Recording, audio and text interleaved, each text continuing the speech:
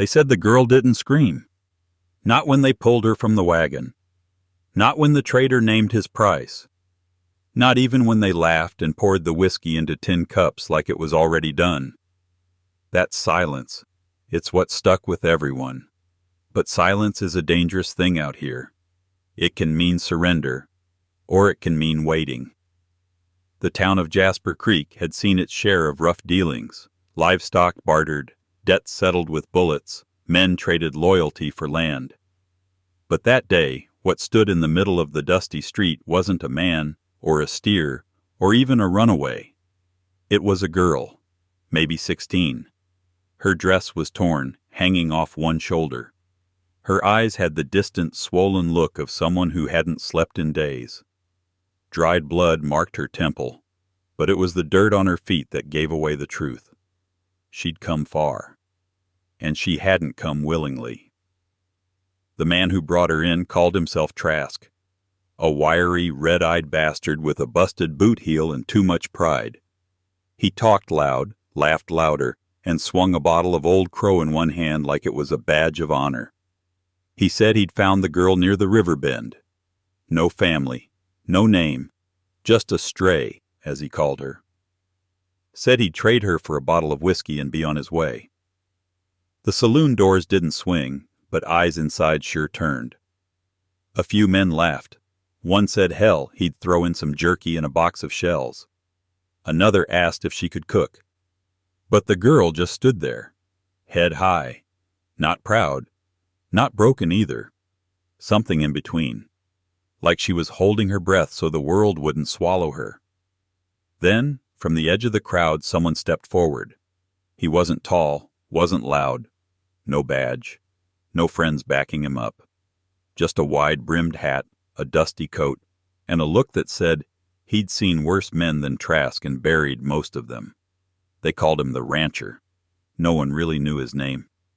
He kept to himself out west, beyond the cottonwoods. Ran cattle, mended fences, spoke only when needed. He walked up slow, boots scuffing the dirt, and stopped just short of Trask, and said one thing. No. Not a shout, not a plea, just a word, heavy enough to still the air. Trask laughed like he'd misheard. You buying her then? You got something better than whiskey? The rancher didn't answer. He turned to the girl instead, looked her dead in the eyes. She flinched at first, but then something softened. Not trust. Not yet. Just enough stillness to mean she saw him. Then the rancher turned back. She's not yours to sell, he said, and this ain't the place. One of the men at the saloon coughed awkwardly. Another shifted his weight and looked at the ground. And that's when it started. Not the standoff, that came later, but the shift. The one you feel before a storm when the wind goes quiet and the light turns wrong. The rancher stepped between Trask and the girl. He didn't reach for his gun. He didn't have to. If you're still watching, let us know where in the world you're tuning in from. We'd love to hear it in the comments. That was the moment the town changed. They just didn't know it yet. Trask didn't move at first, just stood there, whiskey bottle dangling in one hand, mouth half open like he couldn't quite decide if this was a joke or a challenge. The air between him and the rancher stretched tight, silent, like rawhide pulled too far across a saddle tree. Then he grinned. You got a claim on her? He asked, voice oily and loud. You her pa? Her owner? Or just feeling righteous today? The rancher didn't blink. Don't need a claim, just a spine. That earned a few chuckles from the men watching near the saloon, nervous ones, the kind that came when something was about to tip over, because no one stood up to Trask, not really. He was small, but mean, a man who didn't mind cutting low and dirty. And worse, he had friends, the kind who liked to watch things break. Trask took a step forward. She's mine. Found her fair. Dragged her near 10 miles. Then you'll be fine walking 10 more without her, the rancher said. The girl hadn't moved. She was still behind him, silent, arms folded tight across her chest. But her eyes had changed. They weren't empty anymore. Now they watched. Trask spat near the rancher's boot. "Don't go actin' like some hero. You don't even know her name." The rancher didn't look away. "Neither do you." Trask laughed again, sharp and forced. All right. You want her? Fine, but it'll cost." "I'm not trading for a person," the rancher said flat. "And neither is this town." He turned then, not to Trask, but to the others, to the men on the porch, the ones pretending not to care. He looked them over, one by one. There weren't many, maybe 6, maybe more behind the windows. "She's not for sale," he said louder now. "And if we let this happen, there won't be much of a town left worth keeping." No one answered, but the silence felt different now, heavier, like shame. Then Trask's voice cut through it, brittle and mean. "You think you can stop me?" The rancher stepped closer, close enough to see the frayed stitching on Trask's collar, close enough that only one man was going to walk away clean. "If I have to." Trask's hand twitched. It didn't go for his gun. Not quite. But it got close, hovered near the grip like a dog testing a fence. And then someone behind him moved. A man with a rusted badge and a bellyful of guilt. Marshall Harwood. Retired mostly. Drank too much, talked too little. But he stepped off the saloon porch and stood beside the rancher without a word. Trask stared at him. "You gonna back him up?" Harwood didn't answer. He just nodded once and rested his hand on the butt of his revolver. Then another man joined them. Old Clay, the livery man. Then the general store clerk, rifle in hand. One by one they stepped forward. Not loud, not brave, just there. The crowd didn't cheer, they didn't shout, but they stood. And Trask. He saw it. The weight of it. He looked at the girl one last time, then at the bottle in his hand, and for a second, just a second, you could see the cost flicker across his face.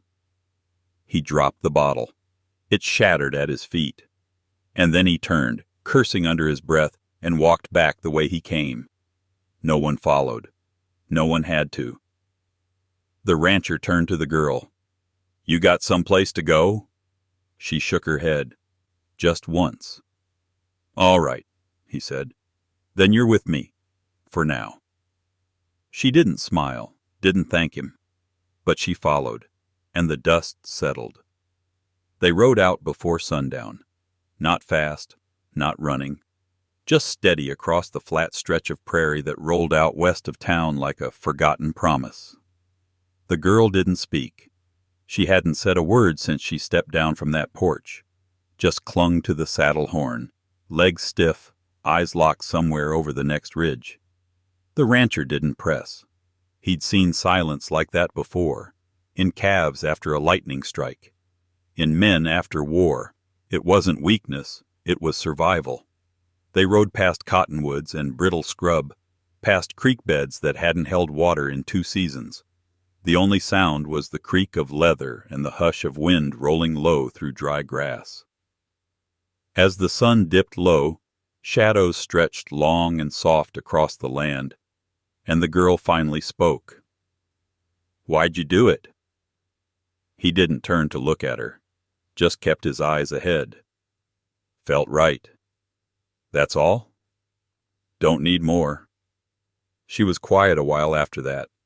Then, "What if he comes after us?" The rancher shrugged. "Let him try." By the time they reached his homestead, dusk had settled in proper. The house wasn't much. 3 rooms, low roof, porch sagging on one side, but it stood, and the barn beside it still kept out the wind. He helped her down from the horse, handed her a bucket. "Pumps around back.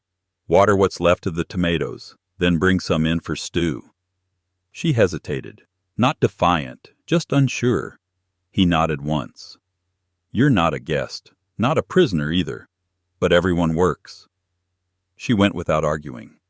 Later she came inside with arms damp and dirt on her sleeves. He'd already stoked the stove and set a dented pot to boil. They ate stew thick with beans and onions, and shared a heel of bread so hard he had to split it with a knife. Afterward she sat near the hearth, legs drawn up, staring into the coals. "You got a name?" he asked. She nodded. He waited. "Elsie," she said finally. "Elsie Ray." "All right, Elsie Ray." She glanced up at him. "What about you?" "Cole." Just that. Silence fell again, but this time it didn't stretch so far. Didn't ache like it did before. That night he laid a blanket on the cot near the stove and nodded toward it. "You can stay there till you're rested. After that, we'll talk about next steps." Elsie didn't ask what those might be. Didn't say where she'd go. Maybe she didn't know. In the dark, while she breathed soft and slow beneath the blanket, Cole stepped out onto the porch and looked up at the stars. He lit a stub of a cigarette and leaned against the post, boots crossed at the ankles. Somewhere, far off, a coyote called once and went quiet. Cole exhaled. He hadn't done anything special, just what was needed. But the world didn't always like men who did that. You still with us? If you're watching from somewhere quiet or somewhere loud, drop it in the comments. We'd love to hear where you're tuning in from. Inside, Elsie stirred in her sleep, and out past the ridge, a faint light flickered once, then vanished. The next morning came with heat that rose fast and sharp off the plains, the kind that dries sweat before it can sting your eyes. Cole was already outside by the time the sun cleared the low hills, splitting wood in the shade behind the barn. He worked slow, steady, not to keep pace with time, but to hold it off. Elsie stepped out onto the porch with her hair pulled back and sleeves rolled. She didn't look like someone who'd been bought. She looked like someone who was trying hard to forget that someone tried. "You need help with anything?" she asked. He didn't answer right away, just handed her the hatchet and pointed toward the smaller logs. They worked in silence until the pile grew high and their arms were tired. Then they broke for water and bread, and Cole finally said it. "Somebody's gonna come looking." Elsie didn't flinch.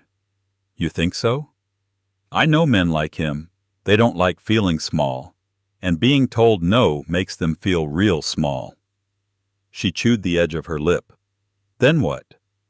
"Then we deal with it." That afternoon he hitched up the wagon and they drove into town.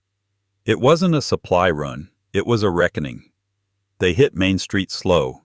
People turned, eyes followed. Word travels fast in places like this, faster than trains, faster than reason. And the story had already grown legs. Some said Cole shot a man. Some said he'd run off with the mayor's daughter. Others whispered he'd gone mad with grief and took to stealing wives from saloons. None of it was true. But truth didn't hold as much weight as spectacle. At the general store, Cole climbed down and helped Elsie down too. The shopkeeper stiffened when he saw her, but said nothing. Cole handed over a list: flour, salt, ammunition. He watched the man's eyes linger too long on Elsie's bruises. "She ain't for sale," Cole said cold. The man swallowed and nodded, hands shaking as he packed the goods. As they stepped outside, a figure blocked their path. Broad, worn coat, a patch over one eye. The saloon man's brother. "I hear you got something of mine," he said. Cole didn't reach for his gun. Didn't move at all. "She don't belong to nobody." "That right?" The man stepped closer. "Maybe I should take that up with her." Cole's voice was quiet. "Maybe you should back up." The street slowed. Folks leaned out of doorways, behind shutters, watching. The man sneered, spit at the dirt. "This ain't over." Cole nodded. "It ain't." The man walked off. Cole didn't turn to watch. Back on the wagon, Elsie said, "You know he'll come back." Cole nodded. "That's why we brought the bullets." They didn't talk the rest of the ride home. Didn't need to.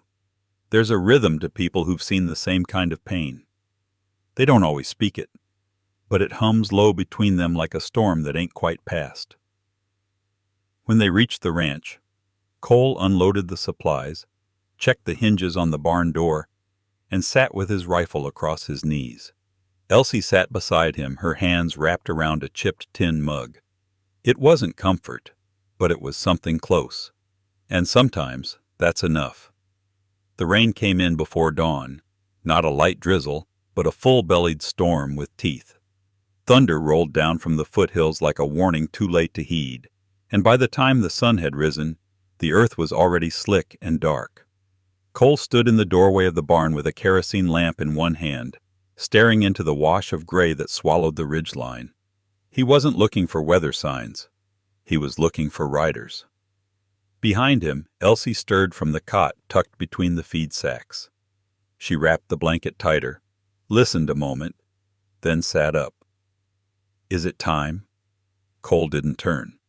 "Close." He hadn't slept. Not really. Just dozed with the rifle on his lap and boots still on. He wasn't much for speeches, or prayers, or last wishes. But he'd oiled the rifle 3 times since midnight, and he'd double-counted every cartridge. They ate in silence.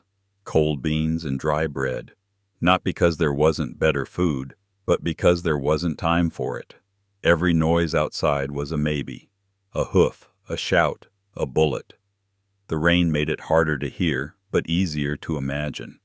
Around mid-morning, the dog barked. Not loud, just once. Cole was already moving before the sound ended.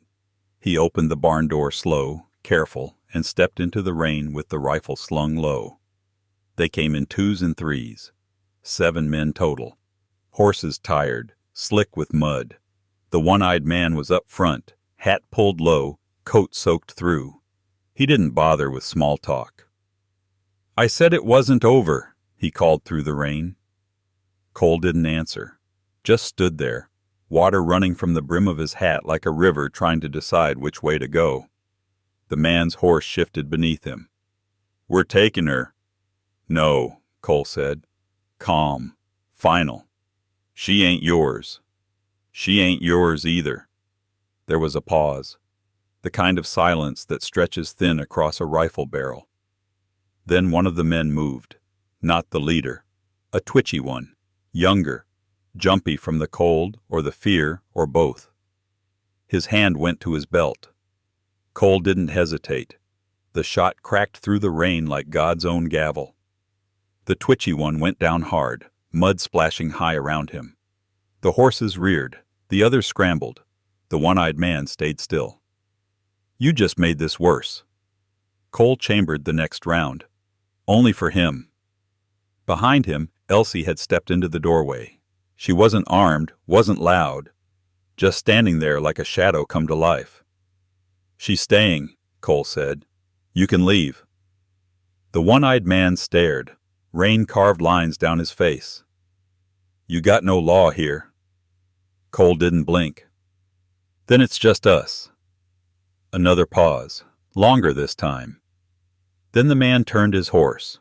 One by one the others followed, dragging the dead one through the mud behind them. Cole didn't lower the rifle until they disappeared over the ridge. Back inside, the barn felt warmer. Not much, but enough. Elsie looked at him, not with thanks, not with awe, just with knowing. "You think they'll come back?" "Not soon." She nodded, pulled the blanket tighter. He sat back down, rifle still across his knees. Outside, the storm began to fade. The kind of slow hush that comes after violence. Not peace exactly, but the breath before it. The morning after the storm was a different kind of quiet. Not the tense, waiting kind, but the kind that comes when something ugly has passed and the land gets a chance to breathe again. The mud had hardened overnight, leaving deep hoof prints like scars across the earth. The sky was pale and empty, as if it had nothing left to give. Cole stood at the fence line, staring out toward the ridge. He didn't expect riders. Not today. He figured they'd be licking their wounds somewhere, trying to decide if pride was worth another dead man. Most of them wouldn't think so. But pride was a stubborn thing, especially for men who carried more anger than sense. Behind him, the barn door creaked open. Elsie stepped out, hair damp from washing, a piece of bread in her hand. She didn't say anything, just leaned on the fence beside him and looked where he looked. "Do you think they'll tell others?" she asked. Cole nodded. "Eventually. And then? Then we see what kind of men they are." She chewed slowly, thought on that. "You ever have family?" Cole didn't answer right away. Then, "Once." "What happened?" He looked at her, not hard, not soft, just looked. "Same thing that happens to most folks, life." They stood there a while longer. The sun climbed a little higher, melting what frost was left on the grass. A hawk circled overhead, slow and wide. Later that day, they cleaned the barn, not because it needed it, but because hands need work when hearts are full of noise. Cole mended a loose hinge. Elsie swept the floor so clean it looked new. In the loft, they found an old trunk. Inside were things Cole hadn't touched in years. A coat too fine for ranch work, a pair of polished boots, a small tin photo of two people who used to matter more than anything. Elsie picked it up. "That her?" He nodded. She was beautiful. She was fierce. Elsie set the photo down gently. "What happened to her?" "Died having a child." "And the child?" He shook his head. They didn't speak again for a long time. That night the fire in the stove burned low. Elsie sat near it with her knees pulled to her chest. Cole was at the workbench, whittling a piece of cedar into something that might become a handle or maybe just stay a stick. "You think there's a place we could go?" she asked suddenly. He looked up. "I mean away from this, where people don't trade girls for whiskey." "There's places, but none far enough that trouble can't follow." She nodded, then looked at the flames. "Maybe it's not the place. Maybe it's the people." "Maybe." The wind picked up outside. The shutters rattled but held. Elsie stood and walked over to him. She held out something small, a carved button from the trunk, worn smooth. "I think it was hers." Cole took it, turned it over in his hand. It was. She didn't ask to keep it. She didn't need to. When she went to bed, he sat by the door with the rifle beside him. Not because he expected trouble, but because some habits weren't easy to shake. He watched the fire die slow, eyes heavy, thoughts heavier. And for the first time in a long while, the quiet didn't feel empty. It felt earned. 2 days passed without incident. No riders, no smoke on the horizon, no rumors whispered down the trade road. The kind of silence that feels borrowed, like any moment someone's going to come knocking to claim it back. Cole used the time to put the barn back in order. He reinforced the west door, rewrapped the reins, sharpened the plow blades even though the ground was months from soft enough to cut. Elsie helped where she could, sweeping, sorting old nails, folding blankets that hadn't seen sunlight in years. She never asked what came next. Neither of them did. The days passed quiet, like they were pretending time had always been this kind. But on the third morning, a rider came up the road. Alone. Not fast. Not trying to hide either. Cole spotted him from the front porch. The man wore a badge. Not tin, not polished, just old iron set against worn leather. A deputy, maybe, or someone pretending to be one. Either way, he carried himself like he didn't fear much. Cole stepped off the porch, rifle slung low but ready. He didn't aim it. Yet. The man reined in 10 yards from the fence, tipped his hat. "You Cole Mercer?" "Depends who's asking." "Deputy Ellis, out of Dry Creek Junction. Brought a letter." Cole raised an eyebrow. "Don't get many of those." "Figured. This one came through Marshal Thorne's office. Sealed." The deputy pulled a folded envelope from his coat. Handed it across the fence. Cole didn't take it right away. Who sent it? Didn't say. Just your name. Clean and clear. You want it or not? Cole took the letter and held it like it might bite. The paper was stiff, the edges worn from travel. He turned it once in his hand, then nodded toward the barn. You eat? I could. They sat inside, steam curling off 2 mugs of coffee and a tin plate of cornbread split between them. The deputy chewed slow, watching the room without looking like he was. I heard what you did, he said finally. Cole said nothing. Girl at the auction, standing up like that. Folks talk. Let 'em. Wouldn't have thought a man like you'd bother with town trouble. Wasn't about town. Ellis nodded. No, I suppose it wasn't. The fire crackled. Outside, wind dragged dust across the yard in lazy lines. You planning to open it? The deputy asked. Cole looked at the letter on the table. Eventually. Ellis drained his cup. Hope it ain't bad news. Cole didn't answer. When the deputy rode off that afternoon, he left no promises. Just a nod, a look, and the sense that someone, somewhere, was keeping score. Cole waited until nightfall to open the letter. Elsie watched from across the room, silent, holding a cup close to her chest. The paper inside was clean, handwriting sharp, deliberate. It was short. Cole, I heard. I saw. I'm not surprised. There's more like her out there. More men willing to trade innocence for coin. I know you can't save them all, but I also know you'll try. I'll be coming through next season. I hope you're still there. M. He read it twice, then folded it back into the envelope. Friend? Elsie asked. Was. She waited. When he didn't offer more, she just nodded. They went to bed early. Outside, the moon hung low, swollen and orange. Somewhere in the hills, a coyote cried once, then fell quiet. Cole lay awake a long time, staring at the rafters. In the dark, the letter burned brighter than the fire ever had.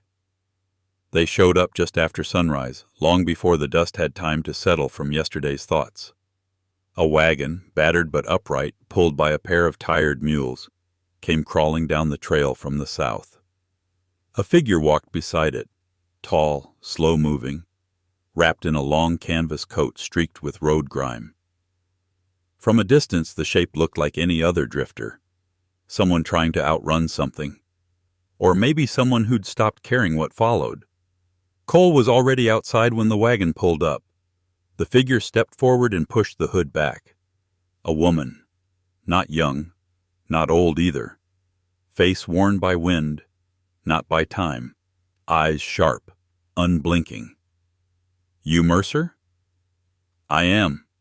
She didn't smile, didn't offer her name, just jerked a thumb back at the wagon. Got something for you. The back tarp lifted. Cole stepped closer, cautious. Inside were sacks, flour, oats, dried beans, and a box. Wooden, stamped with a mark he hadn't seen in years. An arrow split by a feather. Cinder Bluff. Cole stared. I don't know you, he said. She nodded. You don't need to. Who sent this? She leaned against the wagon wheel. Does it matter? If it's from who I think, it does. The woman shrugged. Place is gone now. Burned clean 3 winters back. Only a few of us made it out. He said, if anything ever came down your name, to pay it forward. Cole stepped back. The last time he'd seen that mark was in the dirt behind a cabin, the night they buried 5 children and a woman with a broken wrist. A long time ago. Long enough to forget, but never far enough to not feel it. You were there? I was. He looked her over, scars down one hand, limp in the left leg. Yeah, she'd been there. He motioned toward the barn. You'll stay for coffee. It wasn't a question. Inside, Elsie stayed quiet, just watched. The woman drank slow, hands wrapped around the tin like it was more than just heat.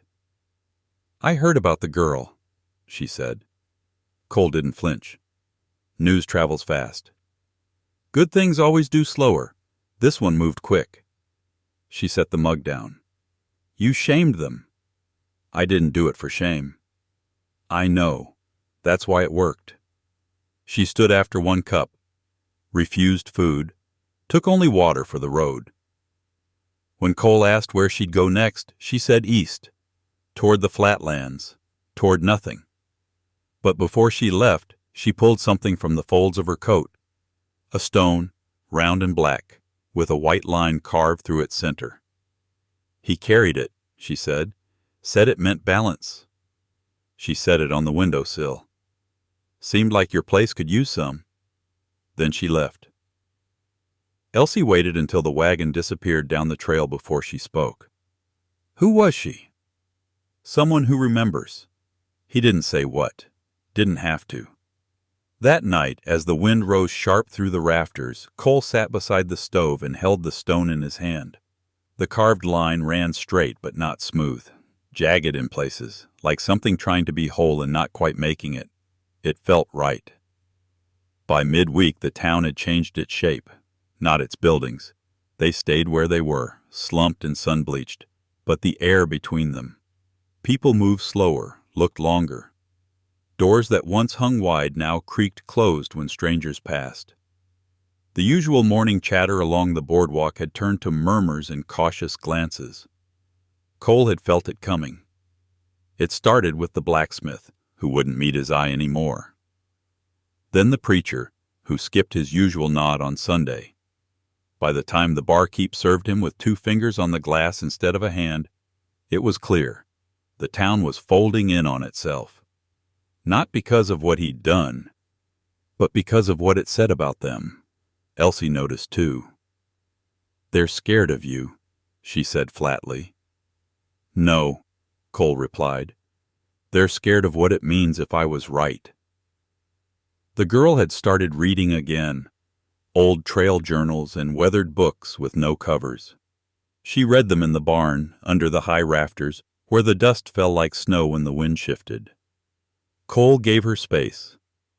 But he noticed the way she listened more now, the way her hands stayed close to her belt, even when she was resting.